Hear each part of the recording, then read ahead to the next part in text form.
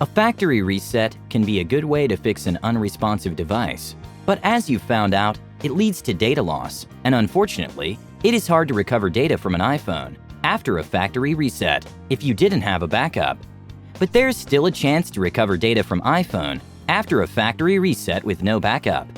Look no further, this video will show you how. But first, we have to figure out what will be erased from your iPhone after a factory reset. Actually, if we choose Erase All Contents and Settings, it doesn't mean everything on your iPhone will be wiped off and permanently gone. When you do a full reset, all your data and apps get deleted, but not overwritten.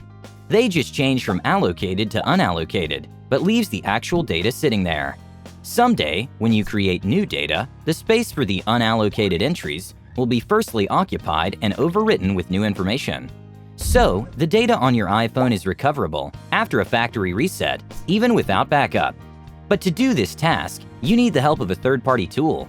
DBack is recommended for this. It can securely retrieve all your lost data directly from iPhone after factory reset and won't keep any of your personal data. Here are the steps. Step 1. After downloading DBack on your PC, choose Recover from iOS device and click Start. Step 2. Connect your iPhone to PC. All contents and settings have been erased from this iPhone. Step 3. Choose the data type you want to recover.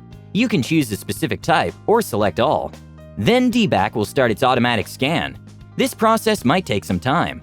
Step 4. After the scan is finished, all the data will be displayed orderly. Click each tab to check all files. Select the files which you want to recover, and then click Recover at the bottom right corner. The data you lose after the factory reset can be easily restored via DBack with these steps. Feel free to try it first, before purchase, if you cast doubt on the successful recovery rate. It's free to scan and preview.